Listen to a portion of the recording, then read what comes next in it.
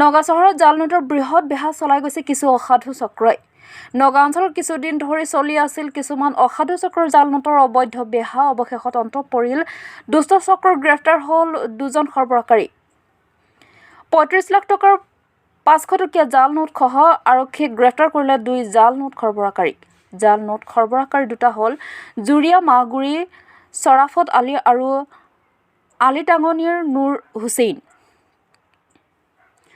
নগাঁও চহৰৰ ঢিং গেটত আৰক্ষীয়ে চলোৱা অভিযানত ধৰা পৰে বৃহৎ পৰিমাণৰ জাল নোটসহ এই ২ সৰবৰাহকাৰী। ধৃত ২ সৰবৰাহকাৰীৰ লগত জাল নোট তৈয়াৰ কৰা আৰু প্ৰচলনত অধিক লোক জড়িত থকাৰ সন্দেহ প্ৰকাশ কৰিছে আৰক্ষীয়ে। শীঘ্ৰে গ্ৰেপ্তাৰ হ'ব বাকী কেইজন।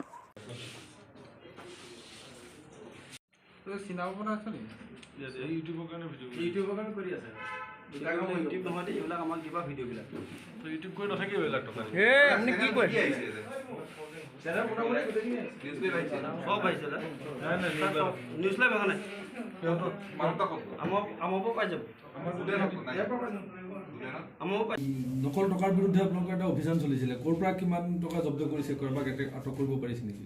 একচুৱেলি আমাৰ কেইবাদিনৰ পৰা ইনফৰমেশ্যন আছিলে যে ইয়াতে এটা ডুপ্লিকেট কাৰেঞ্চি, ফেক কাৰেঞ্চিৰ এটা চক্ৰ এটা ইয়াতে এক্টিভ হৈ আছে নগাঁও ডিষ্ট্ৰিক্টত।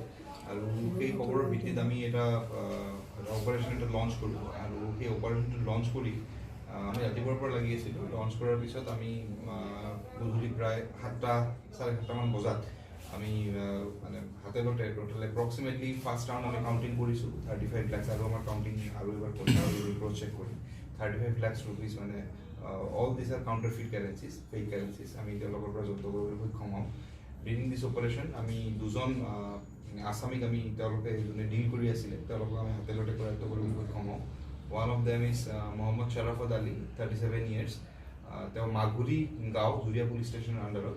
আৰু আনজন হৈছে মহম্মদ নুৰ হুছেইন 22 ইয়াৰ্ছ, তেওঁ কৰিছে আলিটাঙানি আণ্ডাৰ জুৰিয়া পুলিচ ষ্টেচন। তেওঁলোক দুয়োকে আমি এই ধিংগটৰ তাৰ পৰা কৰায়ত্ব কৰোঁ আৰু ফাৰ্ডাৰ অপাৰেশ্যন আমাৰ কণ্টিনিউ আছে। মানে কি প্ৰযুক্তি বা কি টেকনলজি তেওঁলোকে ইউজ কৰিছিল সেই গোটেইখিনি বস্তু আনভিল কৰাৰ কাৰণে আমি আমাৰ অপাৰেশ্যন কণ্টিনিউ জব্দ কৰিছে য'ত ফেক কাৰেঞ্চি বনোৱা হৈছিলে। এতিয়ালৈকে জব্দ কৰা হোৱা নাই, কিন্তু আমাৰ অপাৰেশ্যন কণ্টিনিউ আছে। আমি ডেফিনেটলি সেই মেচিনটো জব্দ কৰিব। আৰু যিখিনি ফেক কাৰেঞ্চি আছিলে ক'ত দিবৰ কাৰণে তেওঁ ব্যৱস্থা কৰিছে, তেখেতলোকে ব্যৱস্থা কৰিছে। আমি অপাৰেশ্যন লঞ্চ কৰিছিলোঁ, মানে বেলেগ এটা পাৰ্টিলৈ, সেইটো আমাৰ কমপ্লিটলি কনফিডেঞ্চিয়েল বস্তু। এই টকাখিনি সিহঁতে এনে বজাৰত মেলি দি দিলেহেঁতেন নেকি, যে যাৰ কাৰণে বহুত বজাৰত দিবৰ কাৰণে আনিছিলে, সাধাৰণ মানুহ বিপদত পৰিলেহেঁতেন? এক্সেক্টলি কাউণ্টাৰফিট কাৰেঞ্চি বজাৰত মেলি দিবৰ কাৰণে আনিছিলে, কিন্তু সেইখিনি তেওঁলোকে কৰিব নোৱাৰিলে। তাৰ আগতে আমি তেওঁলোক মুঠতে আপোনালোকৰ এই অভিযানে বহুত মানুহক ৰক্ষা কৰিলে। ডেফিনেটলি আমাৰ অপাৰেশ্যন আগলৈ কণ্টিনিউ থাকিব। আমাৰ যিটো কাম এই কাউণ্টাৰফিট কাৰেঞ্চিৰ এগেইনষ্টত যি কাম আমাৰ ডেফিনেটলি কণ্টিনিউ থাকিব। স্পটৰ পৰা আমি একচুৱেলি তাতে ভেহিকেল দুখন পাইছোঁ আৰু ভেহিকেল দুখন আমাৰ স্পটত আমাৰ পুলিচ টিম এতিয়ালৈকে আছে আৰু তেওঁলোকে চাই আছে সেই ভেহিকেল দুখন কাৰ ছাছপিচিয়াছ ভেহিকেল। যদি মানে কোনো লফুল যদি অনাৰ নলয় তেতিয়াহ'লে আমি ডেফিনেটলি সেই ভেহিকেল দুখনৰ জব্দ কৰিম আৰু অপাৰেশ্যন কণ্টিনিউ আছে। এতিয়া টকাটো ক'ৰ পৰা আহিছে? টকাটো এইটো আমাৰ অপাৰেশ্যন খাতিৰত মই এতিয়া সেইখিনি বস্তু ডিছক্ল'জ কৰিম।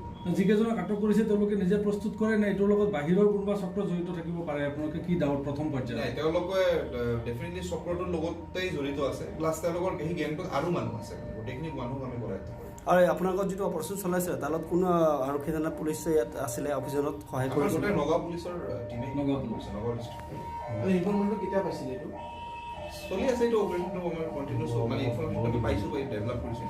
যিহেতু আপোনাৰ লোকসভা নিৰ্বাচন সমাগত হৈ আছে, লোকসভা নিৰ্বাচনৰ লগত ইয়াত কিবা ৰিলেশ্যন থাকিব পাৰে নেকি? নাই, সেনেকুৱা আমি একো দেখা নাই, বাট ডেফিনেটলি বজাৰত আহিলে, মাৰ্কেটত আহিলে তাৰ আগতে আমি কৰায়ত্ব কৰিছোঁ। ঠিক আছে।